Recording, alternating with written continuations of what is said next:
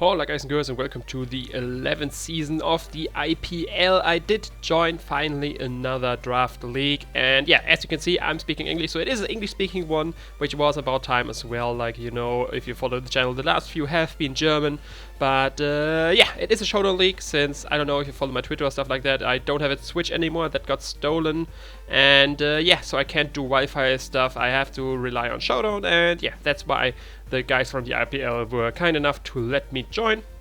And yeah, now this is the draft analysis, as you can see, which 10 mons I'm gonna use throughout the season.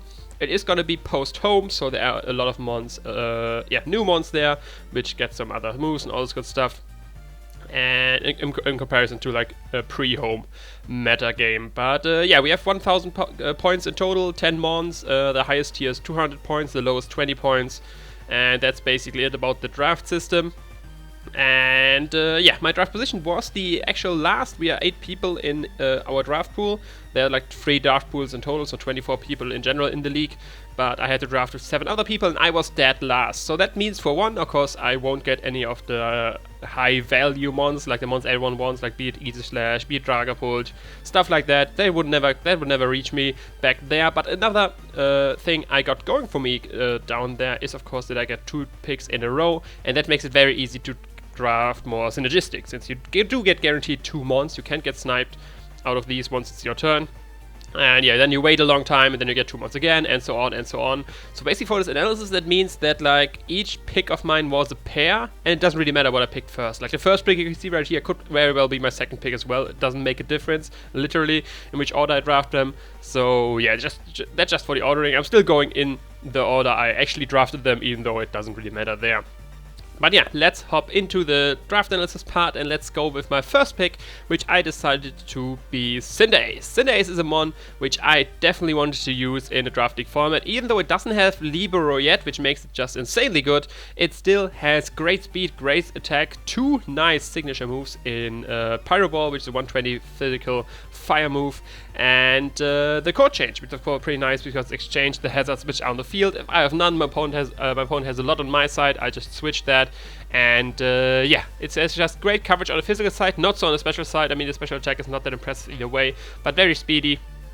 And yeah, this was just the one I wanted to use. It was more in the middle-ish high tier, which I did go for in my draft as well. Like, I saved a lot of my points for later in the draft to get like my high value mons. But Cinderace was definitely a mon I wanted to use in draft league format. Yeah, currently so far I only joined 1, and I didn't got to use it, so that's why this is my first pick.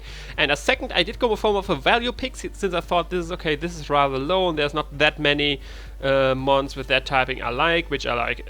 Worth it as well. Like, many mons were too high in my opinion. This one was right there it belonged, maybe a little bit too low, but that was Rotom, which was right in the middle for 100 points. Electric grass type, of course, levitate as well, gives me a bulky grass type, gives me a fast, or like a decent fast electric type, I want to say.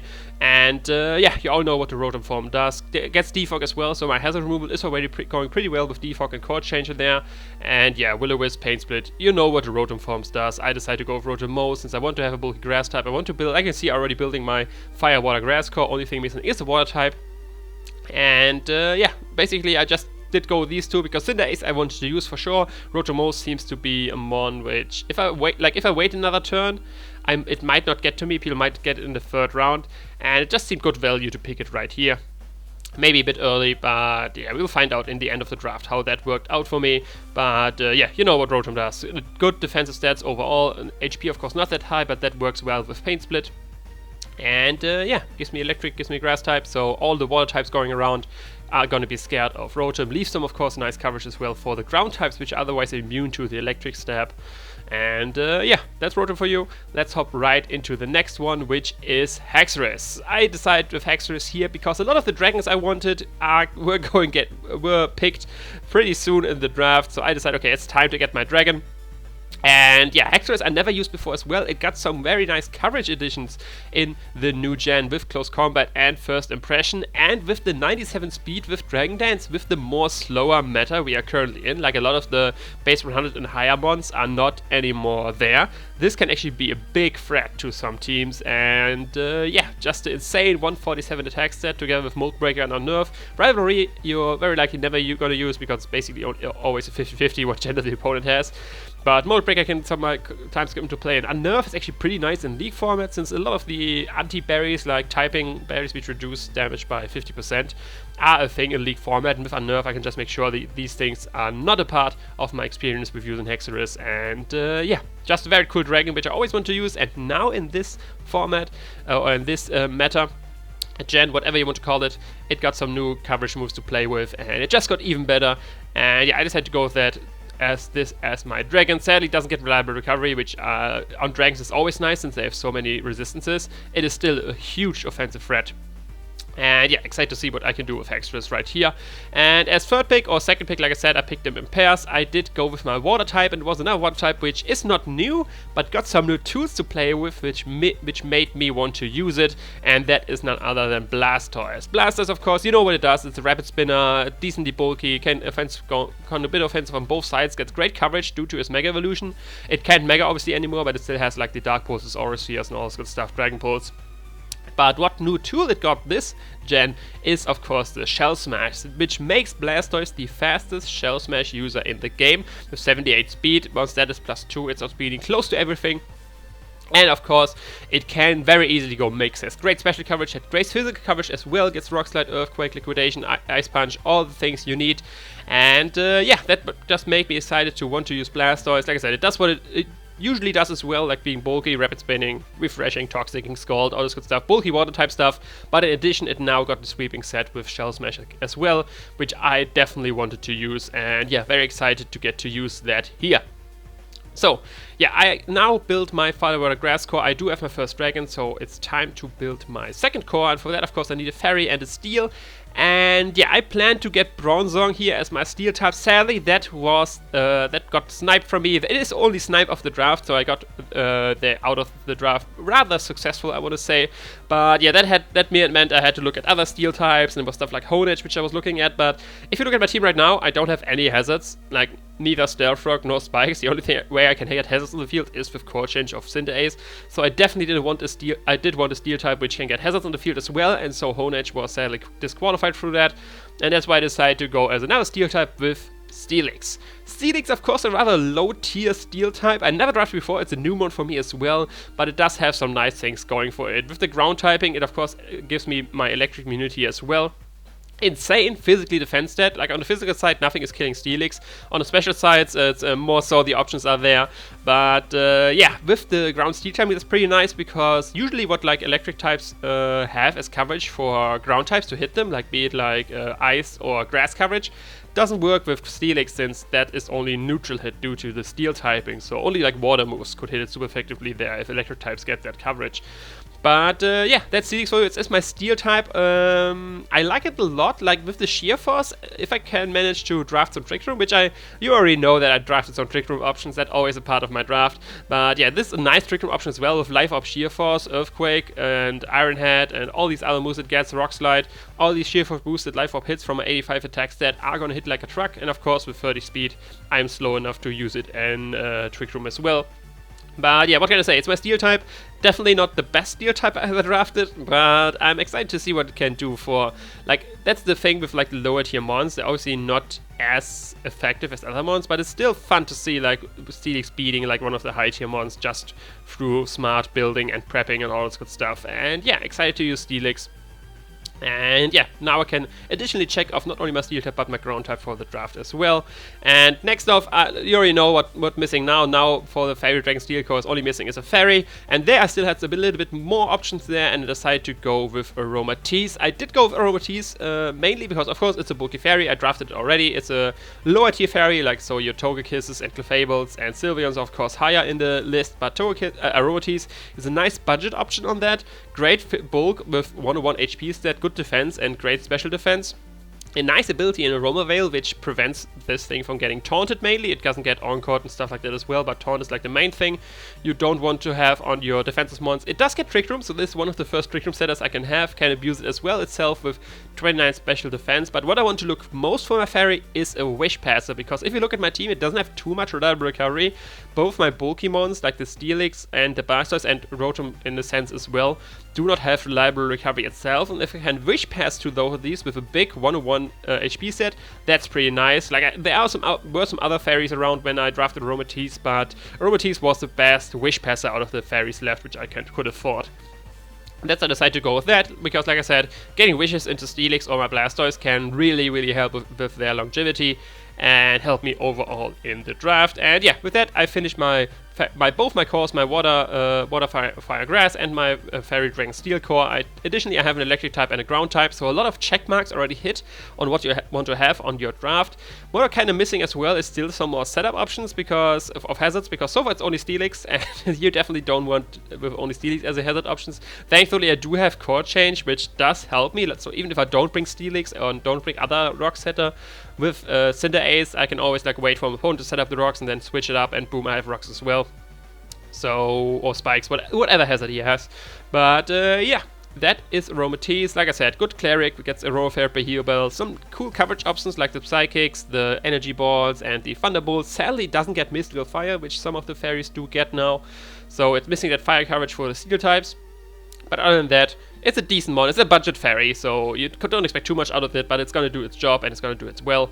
So yeah, let's go with the next few picks. And like I mentioned, I saved my big points for the last round, so now you will see some lower tier mons which just check some stuff which I'm missing yet. So I decided for one, I need some more speedy mons, like currently Haxorus and Cinderace are my fastest mons, and definitely need something in between this 119 and 97 speed. And yeah, like I said, more hazards would be nice. I only have one rocker yet, so Spiker or additional rocker might be nice. So I decided to go with Frostlass as my next pick. Of course, this is a Spiker, fits the 110 speed I was looking for, and gives me 2 typings and Ice and Ghost, which I do not have yet.